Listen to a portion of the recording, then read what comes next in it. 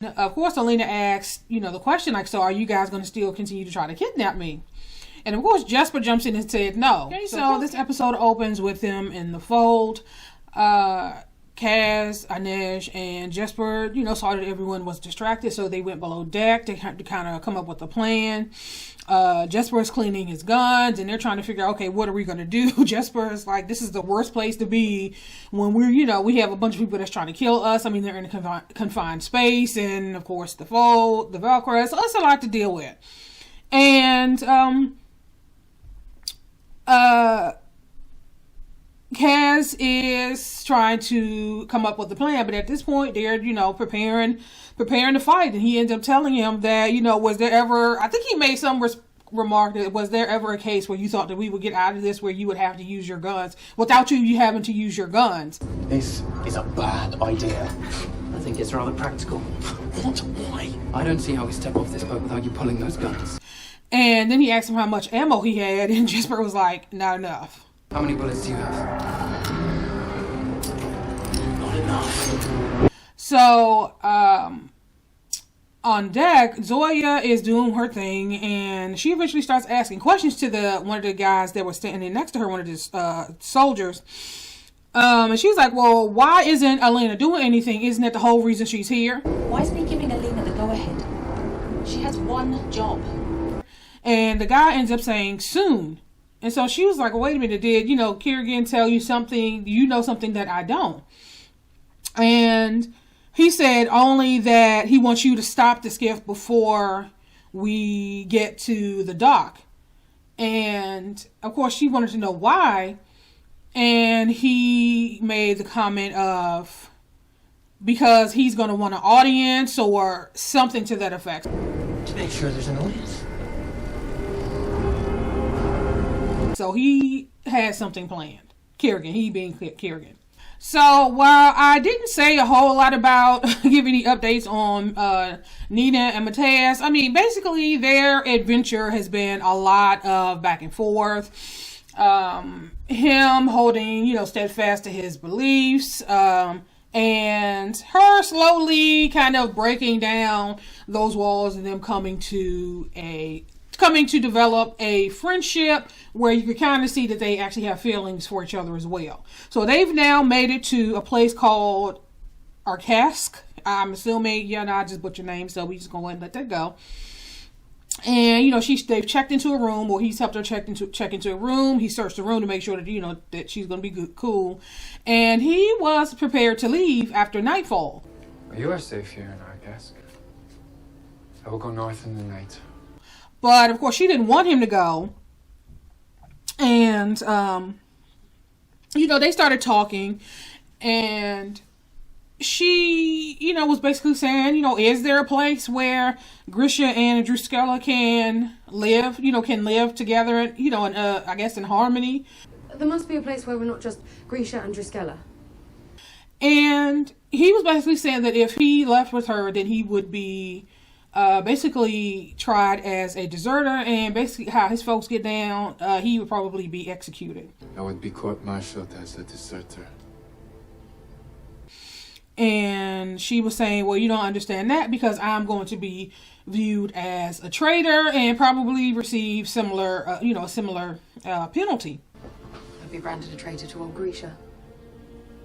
And, then she thanked him for saving her life. Thank you for saving me. And he, basically said, thanked her because he was like, you've done the same for me. You did the same for me. And they talked a little bit, and of course, just as they were about to kiss, something awkward happened. You heard his stomach growling loud as hell. And so, now they're focused on, focused on finding food. So she went downstairs, I guess to check to see, just get a lay of the land to see who was down there. And while she was down there, she overheard this guy at the bar talking about there's a bounty for slavers, and it's like 20,000 Kruger, and just these guys having a conversation that she overheard. So once she, found out the coast was clear, she went and got him. And they're now downstairs eating and, laughing, and The next thing you know, he starts feeling some kind of way and he collapsed.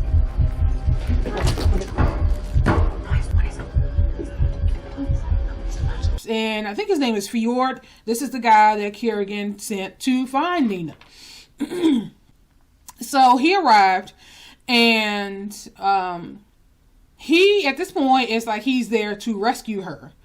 And, of course, when she jumps up and said he's with me, of course, he got confused. And then you saw the rest of the people in the bar like, what exactly is going on here?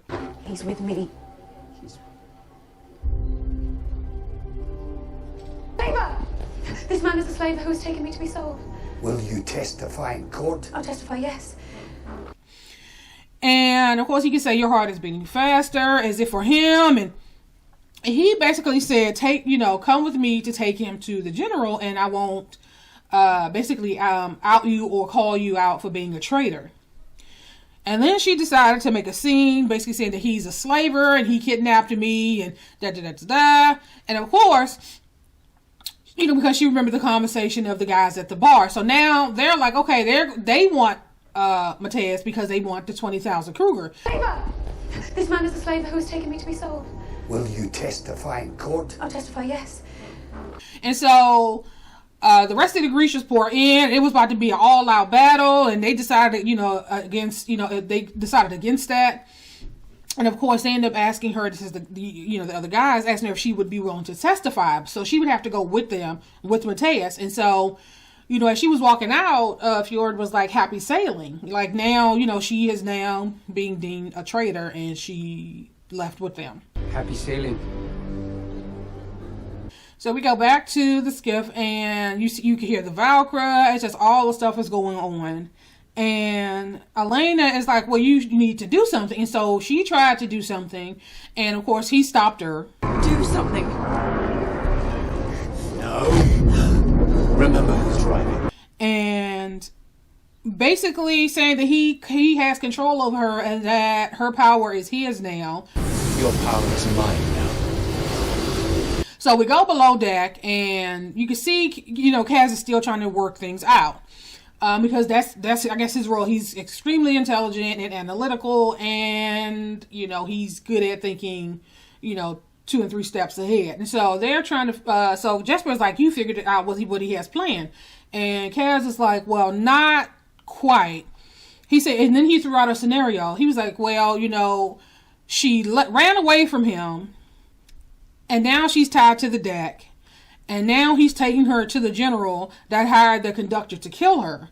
And so he's like, there's something. So while they're having a conversation, you can see Maul kind of trying to hide. But then, of course, you realize that, once Inez put her knife to his throat, that she had, peeped him. And he brought him out. And, of course, they wanted to know if he was friend or foe. And like, who are you? He, gave his name. And, of course, Kaz was like, do you know Alina? And, of course, he said he does. You know Alina? I do. Who's in control of her? The general I'm gonna kill. And now they have decided that they are going to, team up at this point. So now they are just waiting for the right time to make their move. So back on deck, Alina is confused. She was like, well, what are you waiting for? I thought the whole point was to destroy the fold. You promised that we would destroy the fold. And of course, he's saying, why would I destroy the fold? This is basically the only thing that we have that's protecting us from them. Destroy the fold. You said we could. And why would we destroy the fold? So his plan was never, obviously, to destroy the fold. We knew that. I'm sure everybody, watching knew that. Nobody believed that he was going to destroy the fold. But, of course, Alina's like, oh my God, I can't believe you lied to me. And so while this is going on, they flash to the dock. And, of course, General Zlatan, is that his name? This is the guy that hired the conductor to kill Alina. They're all lined up waiting for the ship to come in. And basically, he gave the kill order. Like, once it docks, kill everybody on board. Like, he just... That's what it was. When they're close, kill everyone on the skiff. So we flash back to the skiff, and just before it completely exited the fold, he stopped it. And of course, one of the, dignitaries was like, well, why have we stopped? And Alina basically said that whatever he has planned, that she's not going to help him with it. And so he basically told her that you've already done your part, now it's time for me to do mine. Whatever it is you want me to do, I won't do it. You've done your part. Now I shall do mine. And so what he did was he's able to now control the fold. He's able to move it.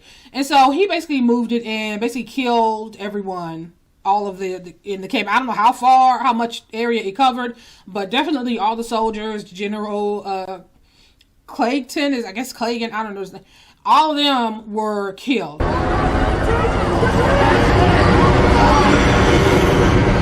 And so, of course, at this point, Zoya is upset because there was a previous conversation that she had with another Grisha, the guy who was telling her that he wanted her to stop. She was saying how she had family there, and as soon as they docked, that she was going to go and see her family.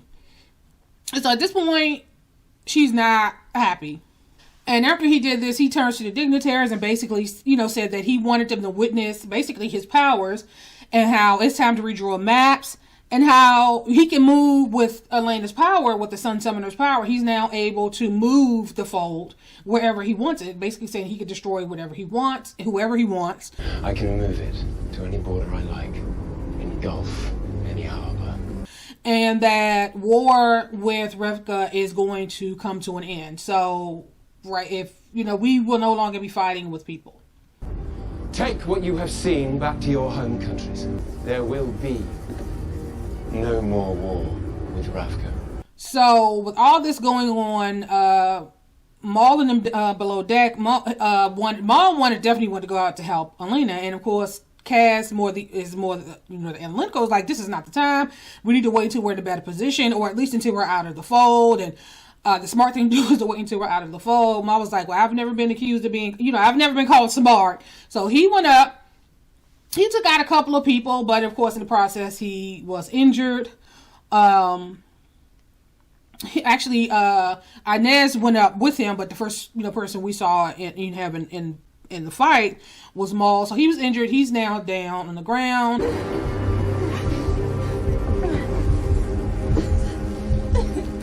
Alina is now down on the ground. I can't remember why, but the light was fading, and Kieran basically told her that if she doesn't keep the light, I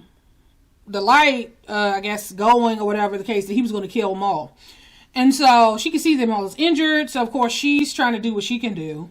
And then you see Inez. She's now in a fight with one of the Grishas, and it was a fight. And so the guy is now trying to use his power on her, and surprise, Zoya steps in and saves her. I guess she's pissed that Kieran did that, and at this point, I guess it's up in the air whether or not her relatives are even how close they even lived to the fold. But that's what. So Zoya ends up stepping in to help her.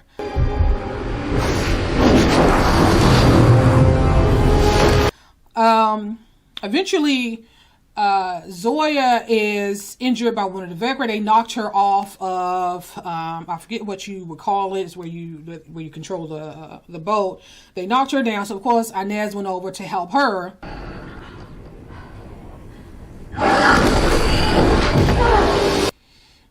And now Inez is now under attack by one of the Volcra. Cass jumps in, and I don't know what the head of his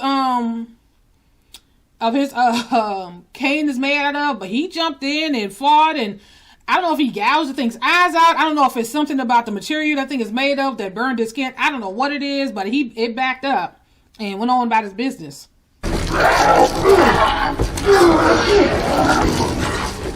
So while all this is going on, Alina is still on the ground. Of course, Maul is there. At this point, he's not moving, so it's like, okay, you don't know whether he's dead or alive. And then you see this bright light, and then you see it's just Alina on the ship, and then you can see the stag.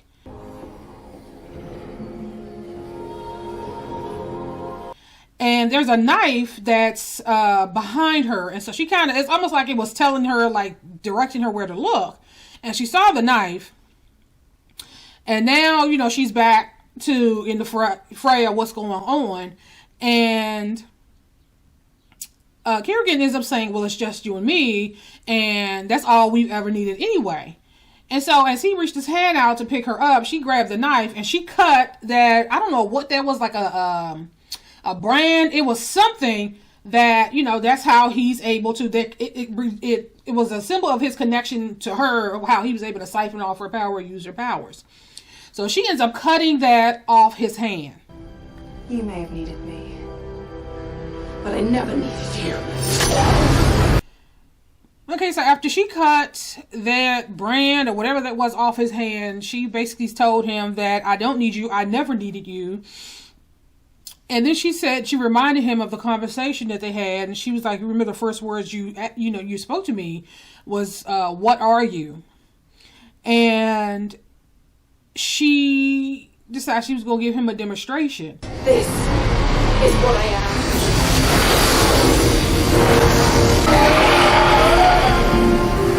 And of course, he was like, well, how are you able to access such power? And, you know, she said she finally understands. The power has to be freely given. It can't be taken. And the stag chose her. You cannot claim what was not given to you. The stag chose me. And so, of course, he's pissed and he's like, you know, I was trying to save our people, and he considered her a traitor, and he was about to attack her. And of course, Maul jumped in and both of them fell off the ship. No! And so now they're in a fight. So after they fell over, one of the general's men, I forget his name. We've seen him a number of times, but I'm sorry, I'm just at this point, it's too many names. And he steps in and basically was like, he gave you everything, and I guess he was a heartrender, and so he was doing something to her, blood's coming out of her nose, and talking about how she needed to stay in her place, and she collapsed. Remember your place. And Jesper came in, and the whole fight ensued, and Jesper ended up shooting the man, and the man ended up flying off the daggone skip.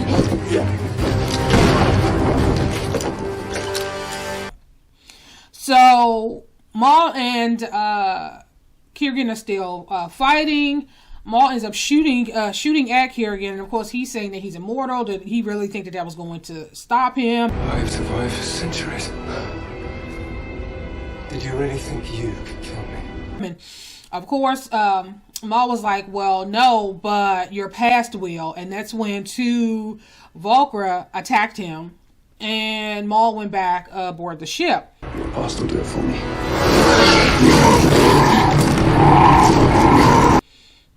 And he could see that Alina was hurt, and he's trying to wake her up because she was unresponsive. And she finally came to and called his name, and I think he said, don't say that you're going to meet me at the field or meet me somewhere. I don't know. I guess that's something, you know, obviously it's something that they say to each other. Because he thought, you know, felt that she was about to die. And then she saw that he was about to be attacked, and then she used her powers. And the next thing you know, you see the foe basically spitting them out, and the ship is all destroyed. Don't you dare say meet me at the meadow. So the next thing you see this camp that they've made, and I think it was it Jesper or Kaz that walked up, but Alina, Inez, Zoya, and Zoya, and I think maybe it was Jesper that was already there. They're kind of, you know, sitting around talking. Of course, Inez is happy, you know, because this is part of her faith. She really believes in this, and so she's kind of honored to have this opportunity to talk to Alina. And, you know, they talked for a bit, and, you know, they decided it's time for them to move on, and eventually they're going to have to part ways. And of course, Alina asked, you know, the question, like, so are you guys going to still continue to try to kidnap me? And of course, Jesper jumps in and said no. So of course, Kaz kind of looked at him and looked at her, and he said that, you know, you're very he made reference to the fact that, you know, there's a price on her head. You are quite valuable, you know. And she ends up giving him this crown. And this is a crown that she got from the palace that is very, very expensive. It has a number of gems on it. Each are worth, I don't know, probably more than they were going to make from bringing her in. So is this. And they made a deal. He took the crown and he would keep her secret. So they are not going to tell anybody. They know who she is, even who she is, where she's going, nothing. They're not going to say anybody about her. And so they shook on it, and that was the deal. So they continued on, and they're trying to find a skip the Dakin board that's going to Ketterdam. And so, of course, Inez ended up saying to Cass, I said, wait a minute. When I let her go, you berated me, but you're doing it now. Like, what's the deal?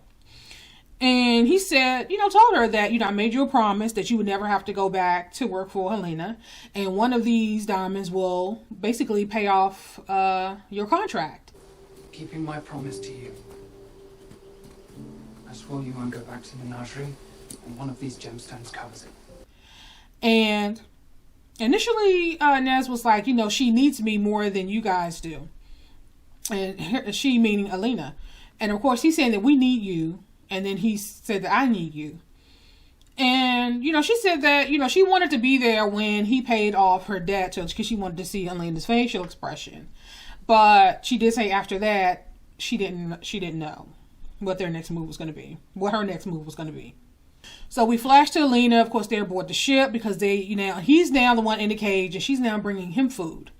And so he reverted back to his old ways. He ends up grabbing her and snatching her up and calling her all these names. And,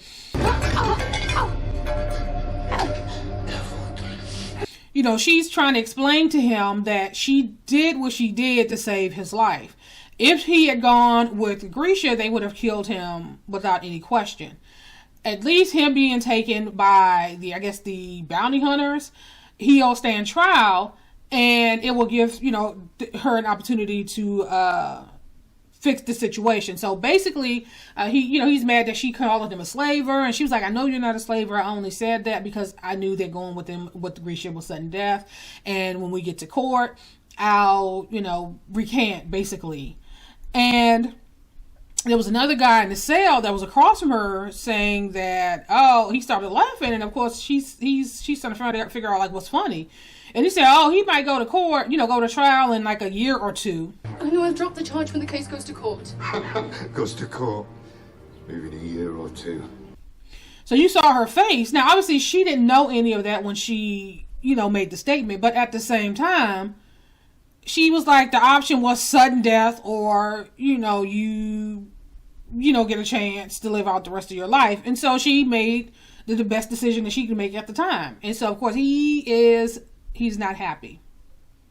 So now they're all aboard the ship that's going to Ketterdam, and Inez, Jesper, and Kaz are talking. Like, they're going to be two people that's gunning for them. Dresden, who they were supposed to kidnap the Sun Summoner for, and of course Rollins, who wanted them to reject the case so that he could take it so that they can get the money. And so now they're going to come back empty-handed, and they know that it's going to be a situation. And so Jesper is like, well, he didn't use the term leader, but he said, I know Kaz, he's always planning something. I mean, he's not going to let us walk into a death trap. I'm sure the boss has a plan. You wouldn't send us into a death trap.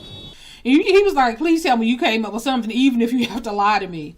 And he did. He said, I do have a plan, but it's going to require how this all started. We need a heartbreaker.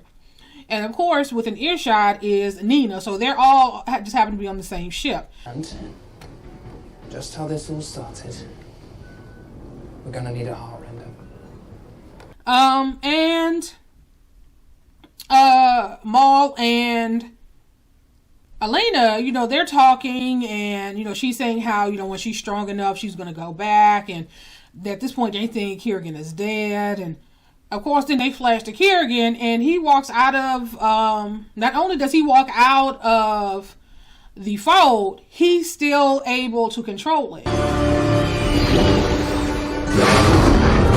And, that's pretty much how this episode ends, how the season ends. So, what's going to happen next season, I don't know. But, yeah, I'm going to end this here, and I will talk to you guys later.